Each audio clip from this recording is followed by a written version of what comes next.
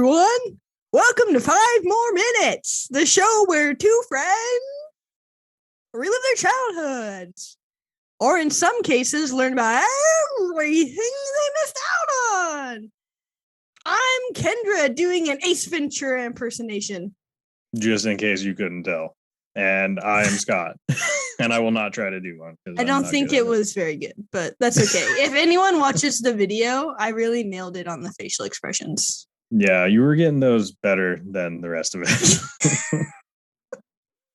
Yeah. Okay. So I've got my dumb joke of the week here. All right. Where do pirates get their hooks? The booty? Second-hand stores. Oh, I like my answer better.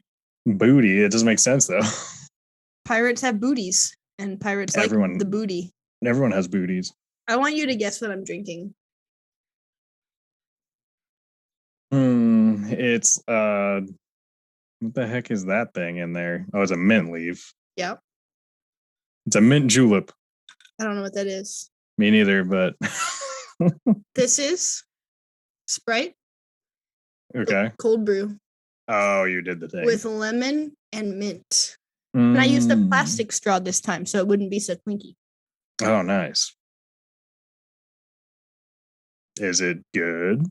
It's okay. I think it was a little bit better with the espresso when I made it the other day. But I spent all day at school looking up espresso machines. Wow. When I wasn't... Sounds like a solid day of work. Well, I did conferences with 2 of my classes, and the other 2 classes, I was just like, eh. And I really want a Gaggia Classic Pro. They're like $450. Okay. Yeah. Nice. So you find a used one for $200, maybe? Yeah, but on eBay, people bid them up quite a bit, so I don't know. But that rapid cold brew Dorothy thing is weird. Oh, did you use it? Yeah, that's what I made this with you. I've used it twice. The first, I used it Sunday, and I thought it was going to need coarse grounds like a normal cold brew, but it didn't, so it needed medium. And cold brew is like naturally more like grimy than like normal brewed coffee because of the way you brew it.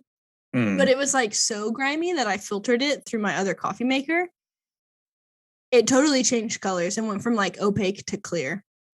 And I did it yesterday too with the right type of coffee and let the water get room temperature first because I didn't read this the first time, but when you use water from a pitcher or from your fridge, you're supposed to do it for twice as long. So I just let the water sit out for like 3 hours.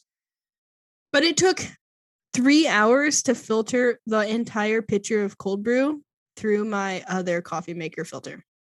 Oh. And I think it's because the coffee filter got so like nasty. Like I should have replaced it partway through. I guess I could try it without doing that. I was concerned about how it would taste, so. Yeah. Constant experiments, apparently. Yeah. Your mom seemed appalled by my coffee stuff. Yeah. It's like my shoe stuff is like your coffee stuff. Yeah, but I also have a lot of shoes, just not as many because they're too expensive for me. Yeah. Yeah. But I took all of my stuff out and took that picture just to send to her. Yeah, that's definitely a lot of stuff. You filled up a whole little. And I ordered one today. I ordered a Vietnamese coffee maker. I've been wanting one for a while. Wow. It's what's it called? It is called a Phin. Phin. Phin? Yeah, it's like this little metal thing, and apparently you make it by putting you put like condensed milk in the bottom of a cup, and then you brew like this. Oh, okay. Yeah. Strange. So I ordered one of those. It's supposed to be here Friday, so I'll have all the deets. Get them details, man. Yeah. All right. So you just worked yesterday? That's lame. Yeah. Yeah, it was lame. I'm probably going to have to work after this, too. Oh, that's extra lame. Yeah, it's going to be a long week. It's a long week, but it's a short week. Man, there's a lot of bad jokes on the internet. Like bad, like dirty, or bad, like not funny? Like not funny. Callus one. What brand of underwear do scientists wear? Whites. Whites? White. Calvin Klein. Yeah. You know what is with people that brand being popular? You know how many high school students just wear Calvin Klein stuff? I mean, it's like always been popular. Yeah, but I feel like it's like extra popular now. Like maybe all of the Obey stuff is now replaced with Calvin Klein. Yeah, maybe it just has a swing because it's been 20 years or so since it was really, really popular. So now it's just coming back. Goes in cycles, man. Get those Marky Mark tidy whities. Oh yeah, Scott likes Marky Mark tidy whities. Who doesn't? I mean, gosh. I don't. Why? What's wrong with you? I don't know, man. I guess we can start. Okay. Before that. Oh, okay. I found a wooden shoe in my toilet today. It was clogged. Wow, that's Dude, there's a whole there's a whole page of these. Of wood clogged ones? Well, the 200 best dad jokes of all time, guaranteed to make you laugh, and we've already proved that it doesn't work. It does not. Dang it. Okay. Yeah, all right. Well, we finished watching The Legend of Vox Machina. Episodes 10 through 12. Oh yeah. Oh yeah. So we're going to talk about that. Yeah. Kind of a lot going on in the last 3 episodes. You're just like, whoa, whoa, whoa. You know? They pack it in there. You got to pay attention. Oh, they really pack it in there. Whoa. Oh yeah.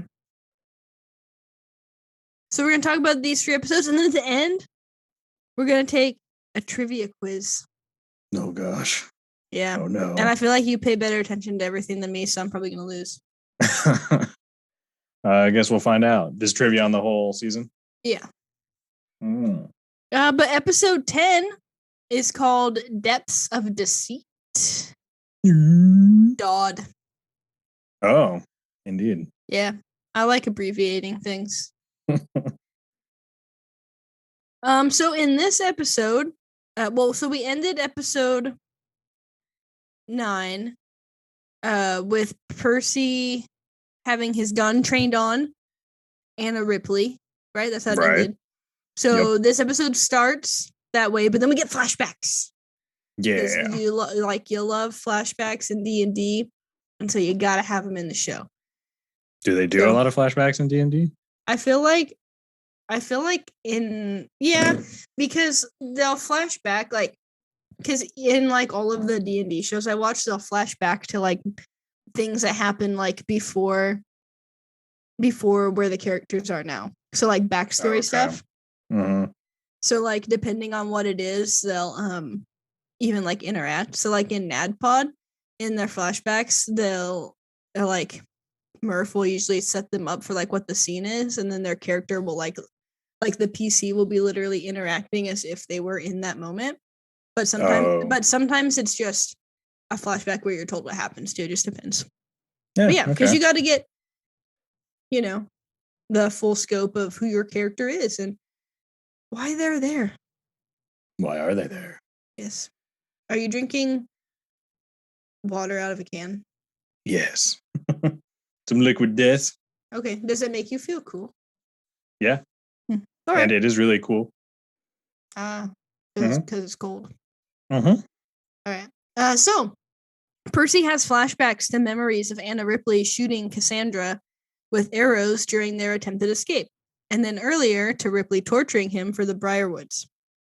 She was like, she really did like all the bad things to them. Yeah, they gave her like orders that were horrible, and she just did it.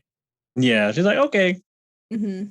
Keyleth tells Percy to wait, and he shoots the gun but hits the wall instead, as Cassandra pushes the barrel away. Yes. Yeah. I don't know why that was so confusing to me. What? She steps in front of Percy and tries to prevent him from shooting again, and Vex asks who the woman in the cell is. Percy tells them about her and threatens to kill her again, but Ripley tells him she can provide information. Cassandra, to defuse the situation, recommends an interrogation. Whoa. And I'm pretty sure Percy says something like, you won't die now, but you will later, but in different words and a little bit more steamy than that. Yeah, he says that a few times, I think. Yeah. Vax begins to pick the lock, and Scanlan brings up the smoke. Like, he doesn't bring the smoke up, but he brings it up as a topic. Right. The smoke that seems to surround Percy, when he gets all agitated. Mm-hmm. Yeah. I could see you having smoke surround you when you're upset. You think so? Should get a sweet plague doctor mask and make my own pistol. Yeah. I mean, those are all things you would do. Okay. I'll get on it. Pike offers to try to determine the cause of the smoke, and with Percy's permission, determines that the source is demon. Egad. Percy says he will continue on and deal with it later. Keyleth presses him, and Percy swears on his family name. During the interrogation, Ripley tells the party that she is merely an engineer, just like Scott, and that the Briarwoods, her patrons, but she objected to their overall goals, and when she attempted to leave, they imprisoned her. She explains that the Briarwoods will be in the Ziggurat, which really just sounds like a Pokemon to me. It kind of does. But that's a temple. Mm-hmm. I think it had to do with Ione. Yeah, the goddess Ione. Preparing for their ritual. We don't really totally know what this ritual is yet. I don't think, right? Not yet. No, not yet. Scanlan verifies this based on his reading of Delilah's book. Ripley also tells Vox Machina that the Ziggurat is beneath the castle, which Keyleth can confirm, having sensed it through the sun tree. Cassandra believes Ripley and tells Percy this, but Percy is still skeptical and threatens Ripley again. He just loves threats. Yeah. Cassandra wants him to trust her instead, and Ripley offers to lead the party to the Ziggurat. Percy first searches her bag and finds a rudimentary pepperbox pistol, which he does not permit her to keep. This is my patent, ma'am. You can't build this. Yeah, you need to pay me. It would be like Scott searching someone's bag and finding a pair of shoes and telling them that they couldn't keep the shoes. Yeah, I buy shoes all the time. These are probably mine. Yeah. As this is happening, up on the ground in Whitestone, Keeper Yenin leads a charge. Wow, that sentence was hard for me. The charge of the rebels against the guards. Vox Machina, meanwhile, continues through the underground halls. Ripley tells Percy about her work on the Ziggurat and her use of residuum in its reinforcement. And that was the stuff that they found in an earlier episode. Right? It was like in a bag or a box or something. It was like green. Yeah, isn't it like the big thing that they mine out of Whitestone? Mm-hmm. Yeah. It's a residue of arcane energy manifesting as a green dust. Whoa. Yeah. Dust. They wanted to snort it, I bet. Probably. My computer's being slow AF. As they walk, Percy trips one of Ripley's traps, and she prevents him from being injured by it, then tells him she should lead the way. Pike and Grog talk about Pike's spiritual journey. Just a casual bro chat. Yeah. Vex and Vax talk about Vax's confession to Keyleth, just another bro chat. And Ripley attempts to appeal to Percy as an intellectual equal. Just a typical, I want to be your bro chat. Yeah, and I don't know if you mentioned, but she's been through some stuff and she's only got like one hand right now. Oh, I did not mention that. Yeah, she's had a rough time being in this jail cell, so they're trying to make you feel kind of bad for her. Mm-hmm. So, yeah. In the tomb, various deceased Derolo ancestors have risen. They hear noises and they're like, wait, did Delilah raise all of the dead? And then like their uncle comes like running out. Like powdered wigs. I don't remember what his name is, but they do have a name for the uncle. In the fight that ensues, Ripley picks up a sword and Percy threatens her again until she drops it, although she tells him that she is not the primary threat. He's just really angry at her, which, I mean, makes sense. Yeah, I mean, he did get tortured by her in a pretty brutal way. Mm-hmm. Grug then opens the door to another chamber, and as the party continues, Vex notes that she is also suspicious of Ripley, but although, I mean, Vex seems kind of suspicious of everyone. Yeah. To some extent. Scanlan asks Keyleth and Grog if it would make more sense to take legal action against the Briarwoods instead, which is a very academic thought of Scanlan, I feel like. Yeah, it's like, I'll have my lawyers call their lawyers. I'm sure it's all going to get done. Yeah. So then they find a room where residuum is refined, and Ripley tells them that this was specifically Byron Anders' responsibility when asked for more information. Keyleth notices a drain, and as the party talks, Cassandra's name appears on the blank barrel of the list, and Percy turns to notice her in the opposite doorway. She pushes a button, boop, and a transparent green wall begins to lower, but Vax uses his sprinting rogue-like abilities and slides on under right before it hits the bottom. It's like a garage door with no safety mechanism. Yeah, it was like Indiana Jones style. Oh, yeah. He threatens her with a dagger as she does the same to him. And so does Silas Briarwood along with Delilah, who approach and praise Cassandra for her work. Vax attempts to attack them, but Silas quickly enthralls him because he has his vampiric command skills. Yeah. Percy asks Cassandra why she betrayed him, and she says it's because he left her when they escaped, and that she is now a Briarwood. As she speaks, her eyes flash, so that's, showing that she's under Silas's control. Yeah, it's implied. Yeah, it is implied, but not spoken. Yeah. Pike accuses Ripley, who denies any involvement, which, makes sense because she was in a cell and only has one hand. Yeah, and she's also stuck in this room with them too now. Yeah. And the Briarwoods taunt her like, haha, you're a loser. I'm pretty sure those are the exact words they used too. Vex threatens the Briarwoods as well, but they only ask Vax to press a button, then walk away with Cassandra following. The button seals up the drain Keyleth had previously spotted, and the room begins to fill with acid, which you not the good truly kind. Hate to. Whoa. You truly hate to see that. Vex begs Vax, that's really hard to say, to return to his senses, but he leaves, and Vex recommends they seal the pipe. Keyleth tries to break it with vines, but after a moment, the pipe merely springs more leaks, which means more acid more quickly. Yeah. Grog and Pike attempt to break down the wall, and they fail. And so Scanlan casts Scanlan's hand, ripping a sick guitar riff, and everyone jumps on, but, there's a weight capacity to that, so it's moving real slow. And the acid, it's moving real fast, so he, really, goes to town. And then they realize that there's, a device with switches that can raise the green wall and stuff. But one of the switches is, underneath all the acid. So Grog, rips off his britches and dives down in the acid. And Pike is, constantly healing him so that he, doesn't die from the acid. Melting. Yeah. And then Ripley and Percy pull the handles at the same time as Grog. Yeah. When I thought it was pretty funny when Scanlan had to switch to, so this whole time he's playing heavy metal instead of his normal stuff, so it would go up faster. And it was pretty funny. The faces he was making was a rock concert. So yeah, it was like Jim Carrey but a bard. Yeah. And I thought the funniest part was Grog checking to make sure that his little guy was still there. Yeah, and I think that was my. I can't remember what he called it, but it was Captain something. Is Captain Winky still there? Yeah. Yeah. And Pike looks for him. And thankfully, they're still hanging low. Yeah. But anyways, it kind of ends at the ziggurat, which is a big temple. And Delilah notes they have 2 potential blood sacrifices. Because they have Vax and Cassandra? Oh, yeah. Watch out. Yeah, watch out. Or what? So that's episode 10. Did you have any general thoughts about episode 10?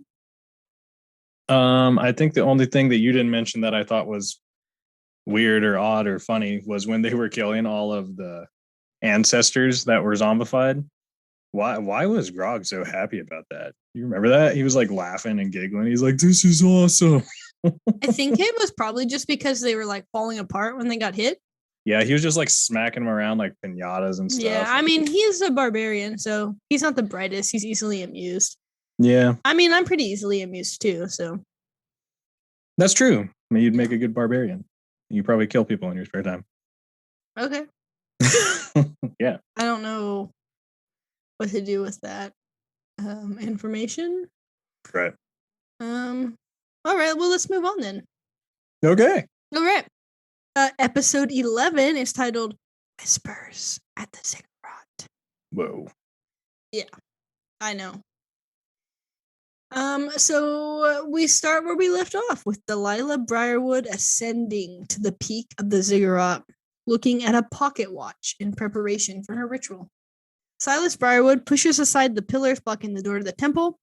As Vax and Cassandra look on, Delilah casts a necromantic spell. That's kind of her thing. Which lights up the residuum on the ziggurat as Vox Machina and Anna Ripley enter the room, because it's like an underground room with a temple in it. Yeah. Scanlan realizes, after remembering his and Keyleth's research, that Delilah's book wasn't a spell book, but an instruction manual pertaining to the Whispered One. The Whispered One. Yeah, whatever the heck that is. Yeah. Pike recognizes the name as belonging to a powerful undead creature who hopes to be brought back to the material plane. And Keyleth realizes that that's why this ritual is occurring on the solstice, when planar barriers are thin. Planar, but yeah. Yeah, I knew that. I said it too. I planar, and then I just stopped because I was like, that's wrong. Wait a minute. But I went with it. I tried to. Yeah. So, because she's a druid and she's smart and she knows how things work. The party plans to rescue Vex and Cassandra, with Vex taking the lead and Grog going to take on Silas because he's the big boy. And as they run up the ziggurat, Ripley tells Percy to come with her instead and work with her. Like, be my bro, Like, I want to help you. But Percy refuses. And Ripley begins to leave. Percy points the list at her, and the smoke begins to rise around him. But Keyleth points out it will blow their cover. Like, hey, bud, if you fire your gun right now, they're gonna know we're here. Yeah, like guns are loud and stuff. So could you not? Ripley's like, yeah, and then runs away. And Percy fights against Orthax, and it was apparently the demon residing in him. Yeah, Orthax is his powerful demon. He makes pacts of vengeance with mortals in exchange for souls. Yeah. Yeah. Anyways, Orthax does not take Ripley's escape well. And Keyleth is very concerned about what's going on. That was my kill. Yeah. At the summit of the ziggurat, which is honestly just really fun to say, Delilah asks Cassandra to come over so Silas can feed, but is interrupted by Percy calling out. Vax comes down and brandishes a dagger at the party. Scanlan threatens Delilah, who casts a spell that knocks Grog off the ziggurat. Keyleth briefly freezes Vax's foot in place to allow Percy time to get to Cassandra in the Briarwoods. Vex jump tackles Vax off the stairs and they begin fighting. So obviously Vax is not himself right now. Yeah. And she's all like annoyed that he knows all her moves and stuff. Because they're like twins, Yeah, they know everything about each other. Yeah. Percy, under Orthax's control, points his gun towards Silas, but Cassandra steps in front of it, briefly shocking Percy out of it. Cassandra then runs at him with her rapier and begins to attack. Because she's also not herself right now. Everyone's just fighting everybody right now. Yeah. There's a lot of stuff going on. They're kind of like trying to gang up on Silas. He gets wrapped in vines, but he breaks out of it rather quickly. Pulls out his sword. I don't know why I said it like that, but sword. Pike is trying to help Keyleth, but Keyleth is knocked off the stairs and rolls towards the sun tree, which comes into play. Ooh. Yes. Pike's astral form begins to blink, which is not good. And Scanlan tries to cast a spell, but Delilah silences him with her magic, so he cannot speak. Very rough. Which is rough for a bard, because he literally can't do anything now. Yes. He can't even play his sweet little... Is that a lute? What do you call that thing? He uses it like a guitar, but I don't know what it's supposed to be. It's probably supposed to be a lute. Yeah. The battle continues with the twins locked in a struggle and Delilah casting more spells at Scanlan, which Pike notices but can't help because she's engaged with Silas, and not in the way that means they're getting married. Oh. Percy's gun still has Cassandra's name on it, and he is simultaneously struggling against Orthax, only barely misdirecting his shot at Cassandra in time. Pike is able to briefly blind Silas with an attack of radiant light and goes to help Scanlan, who is immediately enamored with her. He's like, OMG, I'm going to marry you. You saved me, my God. Yeah. Percy, obviously, continuing to struggle with Orthax and his gun and Cassandra. Percy tells her he doesn't want to kill her, but before he can continue, Silas slashes him with his sword. Cassandra flashes back to memories of her torture alongside Percy, and then to early memories of them having like a nice childhood together in Whitestone. Yeah, and she calls out to Silas to stop attacking, but Silas tells her he has no time for this and charms her again. So every time she starts to come out of her charm, she is recharmed. And it's not the lucky kind. It's a vicious cycle. Heart stars, horseshoes. Something in balloons? Clovers and blue moons, I think. I thought it was just balloons. Pots of gold and rainbows and a pink balloon. Oh, there's the balloon. Yeah. Come on, Scott. Jesus. I didn't eat a lot of Lucky Charms when I was a kid. Me either, but I liked the commercial. It was good marketing. Well, stuck with you. Yeah. Keyleth sees the various battles, none of which are going well. She's just kind of like, oh no. Oh no. Just like that. Oh no. She reaches out to the roots of the sun tree and asks it for help. Please, sun tree. She is able to struggle to her feet and create sunlight, which appears to harm Silas because, he's a vampire. Yeah.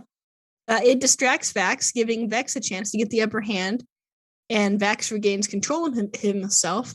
So Vex bursts into tears and hugs him. She's like, oh my gosh, brother, it is you again. Only after punching him in the face like 18 times. Hey, it'd be like that sometimes. Yeah. I mean, I don't have a brother, but I'm sure it's like that. You get it. Yeah. Pike pushes back Delilah's magic, and Scanlan is able to speak again, which I guess is kind of good and bad. Yeah. Silas runs toward Keyleth, but is stopped by Grog, who has regained consciousness. Silas tries to charm him, but he closes his eyes, swinging his axe wildly, and hits Silas in the gut with his axe. And he's like, whoa, how'd you do that? You can't see me or whatever. And Grog is just so excited. If I don't know where I'm swinging, you don't either. Yeah. So Silas struggles to remove the axe blade from his gut, and Grog takes advantage of this by charging Silas head on, wrapping his massive arms around the vampire and picking him up before holding him out to Keyleth. He's like, all right, Keyleth, and then her sunlight weakens him. Delilah tries to stop it, but Scanlan silences her magically, which, that's what she gets. Yeah. And Pull that Uno reverse card. Oh, yeah. And Keyleth hurls a ball of light directly at Silas, which pretty much incinerates him. So, bye-bye. See you later, bud. Delilah tries to stop it. Oh, I already read that part. Cassandra regains her senses, but Orthax takes over Percy, angry that it had been denied the chance to kill Silas. He's like, that was my kill! Mm-hmm. And before it can act, Delilah screams out in grief. She is very upset that her husbando is dead. As one would be. Yeah. I used that word that everyone says. I don't really Good job. I don't really understand it, though. It just means husband, but yes. Well, yeah, but I feel like when they use it, they're using it to sexualize anime men, which is weird. Yeah. But, which, I mean, you did it right. Yeah. Okay. Good job. Hopefully Jackie laughs at that. Yeah. You're welcome. Okay. Delilah enters into the temple, which is lined with writhing undead, and whispers, Silas, I broke the world for us. She calls out to the Whispered One, asking him to honor her service in their deal. Vox Machina watches from outside because they can't get in. And they don't have a key. And it's a weird lock, It's like a magic lock or something. Yeah. As Delilah performs the ritual to call the Whispered One again, a whirlwind blows within the temple, and green lightning strikes the altar of residuum crystals. Vax successfully picks the lock, and the wind blows out of the temple. I might have to edit that out. I don't know. Percy, again, possessed by Orthax, because, like, you can't leave a brother alone, rushes in and shoots at Delilah, who magically shields herself and then attacks Percy. Vox Machina all attack Delilah at once, but are thrown back by her magic. Delilah shouts that she is unleashing the Whispered One, and Vex runs and shoots Delilah. Well, Percy does, right? No, Vex shoots her with an arrow in the back. Oh, okay. During the summoning. Delilah casts a necromantic spell back at her, but Keyleth jumps in front of Vex and takes the damage instead, which causes a scene. It does. A robed skeletal figure appears on the altar, and green lightning once again shoots up through the ziggurat into the roots of the sun tree and across Whitestone, then flickers out. The corpses in the temple briefly mutter and then fall still and silent, and the figure disappears, leaving a spinning orb that crackles with purple lightning. Delilah screams out in disappointment, but then falls from 2 gunshot wounds from Percy. So now she's been shot by an arrow and 2 bullets. Having a bad time. Yeah. And Percy's eyes show that he's been taken over by Orthax. Vex cradles Keyleth and calls for Pike, who confirms Keyleth is alive, but Pike's astral form suddenly evaporates, and Pike wakes up in the temple. Vax tells Vex that they need to do something quickly if they want to save Keyleth. And that is where episode 11 ends. Oh, no. Oh, no. So I didn't quite understand how Vax was able to pick, like, a magic stone lock. That didn't really make sense to me. You can still do that. There's still ways. I think it's usually just, like, a different check. Well, he's also a rogue, which means he's, like, proficient in lockpicking. But I think there's a spell called Arcane Lock. So the DC to break or pick any lock. So it is impassable until it is broken or the spell is dispelled or suppressed. So I'm assuming they portrayed it differently in the show, but if it was a magic lock, he probably like dispelled it. All right, fair enough. It also seems like you can still pick it, but that it would just be a higher roll. Yeah. Mm-hmm. Yeah. Okay. Anyways, any more thoughts about episode 11? Double ones. Double ones. I did think it was kind of strange. You know, we had these names appearing on Percy's gun, all on their own. So what did he think was going on with his gun if he didn't know he had a demon? Was he just like, "Oh, it's a magic gun. I made it," and it just I saw the people that wronged me. I think he knew about the demon because, well, it appeared to him in a dream. So I guess maybe when it first started, subconsciously he might have known, but he didn't know. So in his normal waking day, he's looking at these names on his gun. What is he thinking? He's like, "Oh, that's convenient." Yeah, like he knew, but he didn't understand to some extent, what exactly it was. Because I mean, he would have still had to have made a pact somehow, but whether or not he really understood that, or remembered, because he didn't know he had a demon in there. Yeah. But anyway, yeah. Yeah, because I mean, every target that he killed in revenge was offered. So if he would have killed someone not in revenge, I don't think it would have been offered as a soul to him. So it was feeding on the revenge part. Yeah. Yeah. Anyways. Darkness within. Okay. Vengeance. Yeah. All right. So episode 12. The Darkness Within, the last episode of season 1 of the Legend of Vox Machina. And it starts with Vax trying unsuccessfully to revive Keyleth. They try an elixir, but it doesn't seem to work. Keyleth's veins are growing dark because, necromantic spells. Scanlan realizes that the spinning orb is preventing the effects of magic, And as this happens, Percy threatens a dejected and badly wounded Delilah Briarwood, and seemingly dismisses Keyleth as a lost cause, which is, kind of angry. Pretty harsh. Yeah. Vex is all mad. Vox Machina leaves the temple, with Cassandra taking Delilah with them. As the party leaves the ziggurat, Grog finds Silas's sword and takes it. He also relieves Vax of carrying Keyleth. Scanlan tests whether magic is possible by playing his lute, and the party stops when he finds a place where it is, which is the Residuum Refinery, where they were all messing with the acid. Oh, yeah. Oh, yeah, but not the fun kind. Right. Vax calls for another elixir, as Keyleth's condition is worsening, but they don't have any more. And so Vax begins to cry because, they love each other. He notices Keyleth's pouch of herbs and recalls how Keyleth healed Cassandra. So with Scanlan's help, he tries to heal Keyleth. Percy and Cassandra drag Delilah over to the group. Cassandra angrily questions her, but Delilah only tells her that she has been abandoned by the Whispered One. No. Percy threatens her with the list, which is a gun, not a list, if you haven't been paying attention. It's bold. And Delilah does not resist, but the party notices Orthax smoke again as Percy tells Delilah he will torture her first for what she did to his family. Scanlan tries to intervene, and Orthax throws him across the room like, nah, bruh. Cassandra, Scanlan, and Vex realize how severe Orthax's possession of Percy is, but when Vex tells this to Percy, Orthax responds, which, means you're not getting anywhere.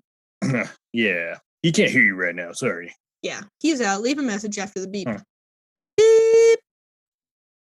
I'd be a good answering machine voice. Yeah. I mean, you can make your own answering machine. True. Yeah. Keyleth wakes up and tells Vox Machina that Percy is under control of the demon, and if Orthax is given what it wants, Percy's soul will be lost. Vax calls out as Vex steps in front of Percy and asks him to take off the mask. Even as Orthax has Percy point the gun at her, Percy takes off the mask and begins crying as he fights Orthax's possession.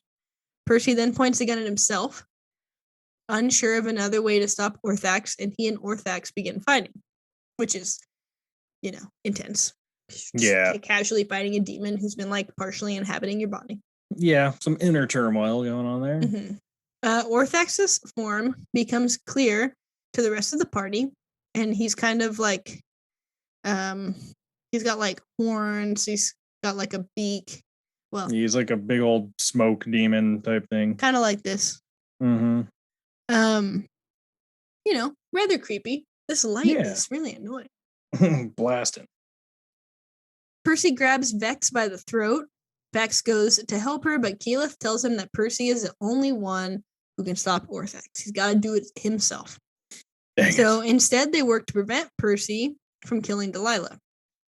Percy fights internally against Orthax, who begins to make him hallucinate Byron Anders lecturing him on vengeance and forgiveness, while Silas Briarwood threatens Cassandra.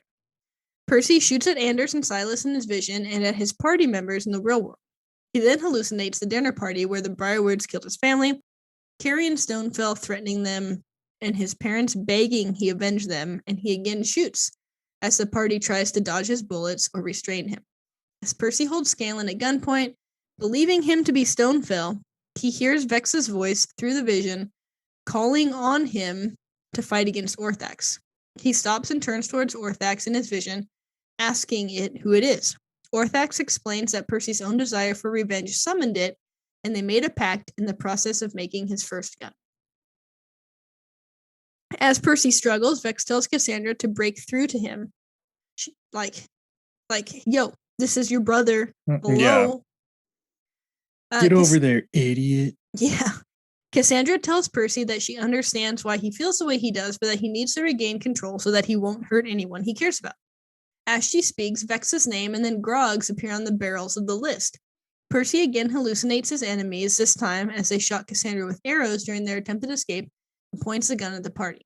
Orthax's power pushes everyone back, and Percy/Orthax points the gun at Delilah again. Vex calls out to him, telling him that he will lose his soul if he kills Delilah, and Orthax tells Percy that he knows who to trust. Percy tells Orthax he does, and with his other hand pushes the gun out of the way of Delilah as it fires, shooting a hole in his own hand as he does so. Orthax then screams and disappears, with a wisp of smoke entering back into the gun. Very dramatic. It was. Cassandra rushes over and asks if he's back to himself, and he answers that he is. Delilah taunts him, like, "Ho, you could have killed me, but you didn't." Yeah. Yeah. And begins speaking of what the Whispered One will do to the world. She prepares to cast a spell, but Cassandra kills her instead. She's like, "Nope, sucks to be you. I'm gonna kill you. You dead. This is mine." Oh, yeah. As the party turns to leave, Percy goes to pick up the list, but Scanlan gets there first and tosses it into a pool of acid where Orthax briefly arises and screams again before subsiding. Percy's like, "Thanks, man." Holy cow. He was still in there. And then I don't remember which one, but one of them's like, "How'd you know he was still in there?" And he was like, "I didn't. It was just a guess." Yep. Just guessing. So above ground, the people of Whitestone clean up the corpses.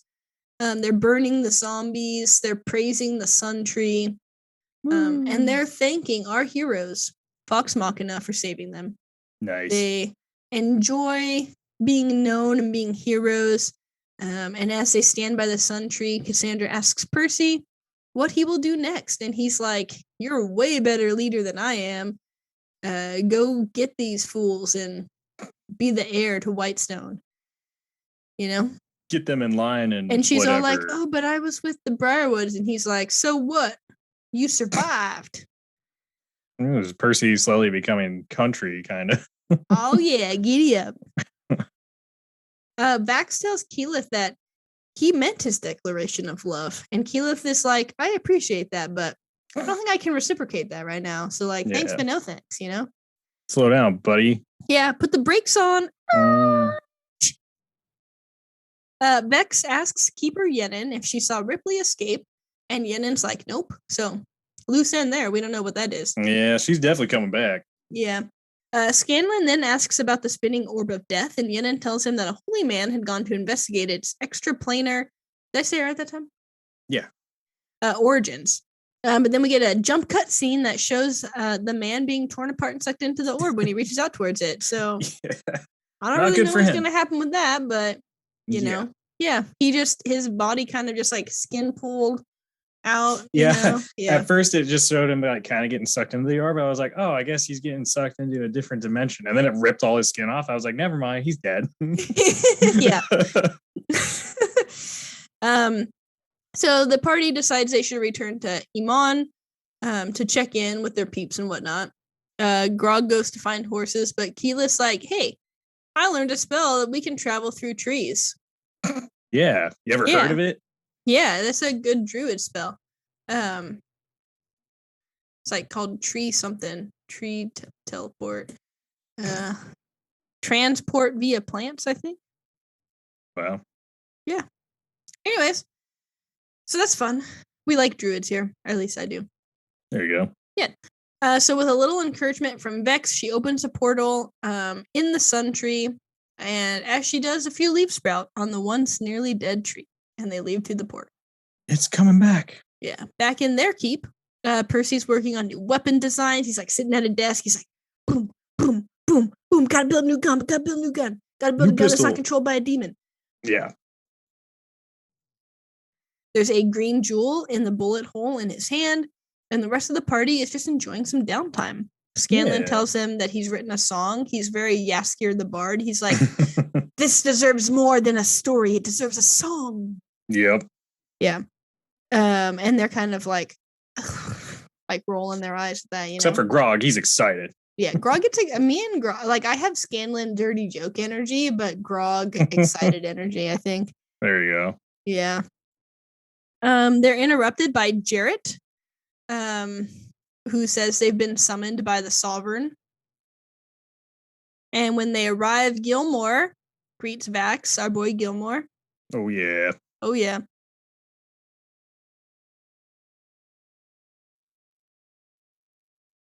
Is in attendance. Uriel addresses the crowd and tells him that because his judgment had been compromised in the face of various threats, and Vox Machina had saved the city instead, he believes that leadership by a group is superior to leadership by one person. What a concept. Yeah. He announces that he is stepping down from the throne and ceding rule to the council instead. And as he continues to speak, Vex suddenly feels the presence of dragons. Oh no. Oh no. Bells begin to toll, and 4 massive dragons appear, flying towards the palace. And that, my friends, is how season 1 of The Legend of Vox Machina ends. They just go leave it on a cliffhanger, a dragon cliffhanger like that. Mm-hmm. Man.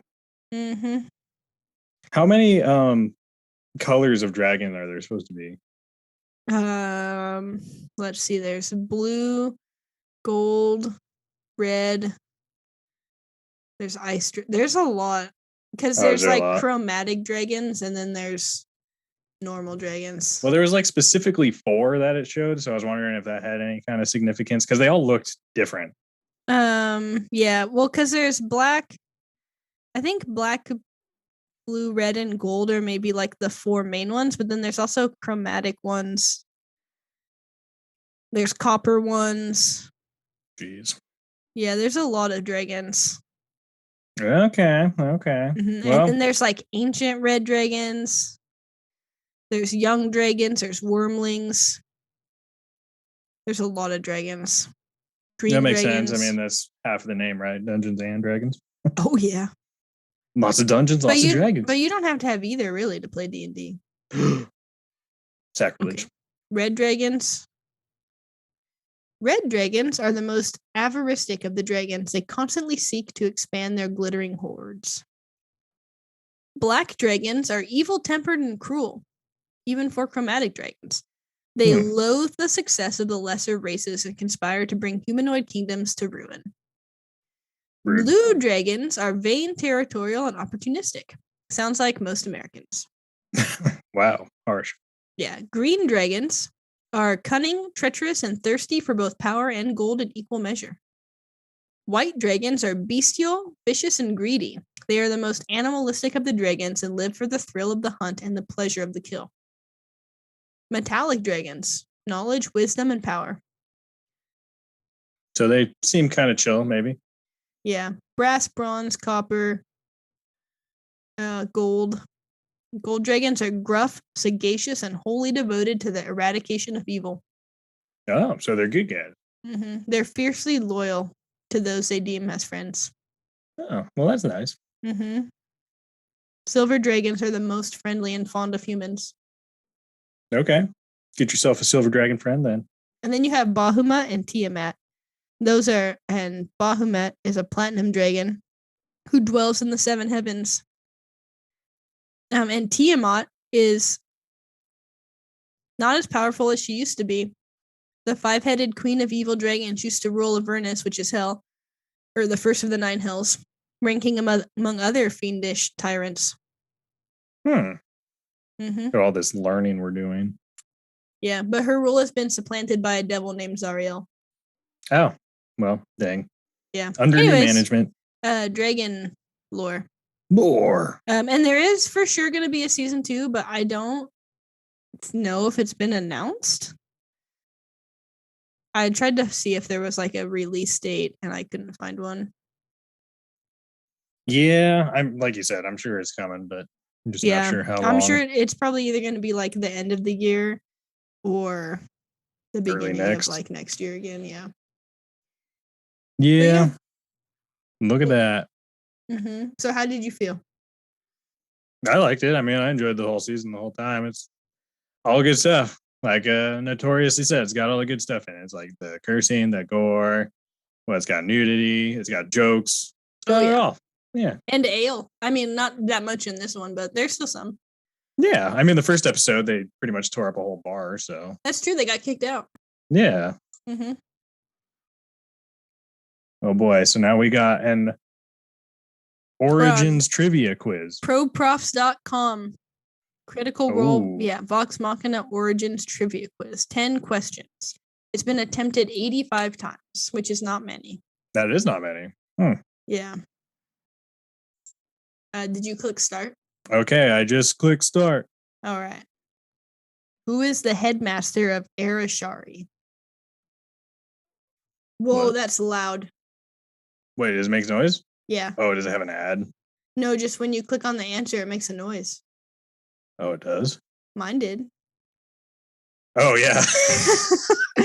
I'm going to turn the sound off. There's a way to turn it off up on the top. Oh, good call. Okay, did you get it right? I did. Okay, the answer was Keyleth, yeah. Question 2. What is the genre of Critical Role Vox Machina Origins? This is a trick question? I don't think so, but we'll read the options. Romance and action, thriller and psychological, fantasy, Dungeons and Dragons, or historical and romance. I think it's Dungeons and Dragons. Me too. Nice. I wonder if this is all going to be this easy. Oh, I didn't read the comics. There were comics? Yeah, before the show. By Dark Horse. We should look at one of those sometimes. In the comics, Vax was kidnapped by whom? So are we not able to know this then? I don't think so, but I think it's the first one. Nope, it wasn't. Then it's the second one. Yeah, it is the second one. Iselda. Whoever that is. What? Well, I thought this was going to be only about the show. Should we find a different quiz? I don't like this. Maybe, because the next one is like, when was Volume 3 released? It's like, I don't know. And who wants to test their knowledge on that anyways? Yeah. I thought this was the one I found last time, but it must not have been. Oh my gosh. I'm just scrolling down. Where was the Vox Machina Origins comic series announced? You have to know where, at which convention. Oh, there's another one. There's a Grog was a blank. That's easy. Okay, I found it. Okay. New quiz. This one very specifically says Amazon Prime Video original. Oh, okay. Here we go. Wait. That what? Excuse me? Is it you have the same question? In the movie Kingpin, how many strikes in a row does Bill Murray's character get? I do have the same question. 3, give me 3. It was not 3, by the way. No, that's what I picked too. Why are these all about Bill Murray? Why is this not? What was Bill Murray arrested for when he was 20? Indecent exposure or public intoxication are my two guesses. I'm going to go with public intoxication. Dang it! I should have gone with my gut choice. I'm going with none. Dang it was indecent exposure. How many Wes Anderson movies has Bill Murray been in? 2. That was 5. Shit, 8? Jesus oh my Christ. God. We are not good at Bill Murray. I don't know Bill Murray at all. How many siblings does he have? None. 3. Nice, I got one. Holy cow. Can you name the show that had Mike, Jan, and Greg in it? Three's Company? Nope. Don't click that one. I know it's not that because I used to watch that. I think The Jeffersons. Yes. Nice. Good job. Yeah. Watching the oldies show paid off. This show included Ellie Mae. I know. I did get that one. I got that one. Wait. Jesus Christ. What is this quiz about? Fred, Ethel, and Ricky All-Star. I just clicked on the wrong one. Wait. Bill Murray is in the Brady Bunch? I don't think so. Did we stray away from Bill Murray? I think we're getting away from Bill Murray. Fred, Ethel, and Ricky are in I Love Lucy. Do you remember which show had parents named Midge, Kitty, and Bob? Oh, that's that 70s show. It wasn't? I've never watched that 70s show, so I was trusting you. Did you know they're making a 90s show with the same people? Yeah. Except for the one guy who got arrested or whatever. Which one was that? I don't remember one of the guys. This is not even this is a true false. Can you name the show in which the main character has cousins named Carlton, Ashley, and Hillary? It's true, Fresh Prince of Bel-Air, but that's not one of the options. True. Guess what? It's true. In which show are Deborah, Marie, and Robert closely connected to the main character? That's Everybody Loves Raymond, right? Isn't there someone named Deb? Yeah. I think it's his wife. What are we taking? Somebody it still says the Legend of Vox Machina quiz, Amazon Prime. So someone just named it this for clicks, is what they did. You know, I really thought that we were going to take a quiz, but maybe we're just not. Maybe we're just not. I mean, we did take a quiz. That's true. We took a weird quiz, but we took one. Ridiculous. All of these quizzes were busts. All right. Yeah. Someone make good quizzes out there and then send them to us. Yeah, for real. I mean, what is this Geeks Who Drink? LinkedIn. Do they need a geek/drinker? That's me. Geeks Who Drink is the largest producer of live hosted pub trivia entertainment in the United States. Do they need an employee? Yeah, that sounds pretty cool. There are no jobs right now. Shit. Well, anyways, this has been a wild ride. We've been all over on this here, so you know how it goes. Yeah, it goes. Are you looking forward to season 2? Yeah. Oh my god. And I also am like 3 months behind on Campaign 3. So you got lots to catch up on. Yeah, because they come out on Thursdays, and that's the day after I get done like editing and uploading this, and I just don't want to watch it. Yeah. So I don't think I've watched it since like February. And right now they're doing like a 4-part thing called Exandria Unlimited, where they have like guest DMs, and Brennan Lee Mulligan is guest DMing, and they're running something that took place during the calamity. Like you find out what happened, like the history of Exandria. Wow. The calamity. Yeah. Woo. Yeah. But anyways. Yeah. I don't know. I guess this might be a little bit shorter of an episode, which is fine because it's Tuesday. Because Kendra has limited time to edit. Yeah. Because I'm probably not going to do any of it today. Yeah. And tomorrow, I should do a little bit because tomorrow I donate plasma after work, and then I have to walk my dog, which means I'm not going to sit down to edit until like 6. True. Yeah. All right. Well, I guess we can wrap this one up. Keep it simple and sweet. Short, sweet, to the point. Oh yeah. So you can check out my dice shop at www.brokenbowdiceshop.com/shop. Lots of stuff on sale. I mean, I don't have a lot of sets in stock, but they're all on sale. And I'll probably do a shop update at the end of this month after school's out. School's out for summer. Oh yeah. Do the head flop. I don't got enough hair to I don't think anyone else saw that except me because it wasn't on you, but that's fine. Oh, that's true. Yeah. Talk while you do it. Talk while you do it. Oh, yeah. Oh. Perfect. All right. You can like and subscribe wherever you get your podcast. Download those episodes. We got 47 downloads last week. Not all in the same episode, but 47 total. Share us with your friends and family. Your friends who are your family who's more like friends and family. Holla at your girl or holla at your boy or your non-binary friend, whatever. Holla at them. Holla at everybody. Yeah. And I guess we're clocking out till next time. No, wait, I haven't said all this stuff yet. You didn't. You can You can also send us an email to 5FIVE moreminutespod@gmail.com. All we get is spam, really, and Buzzsprout updates. So send us something, please. You can also follow us on our socials at 5 MMPOD.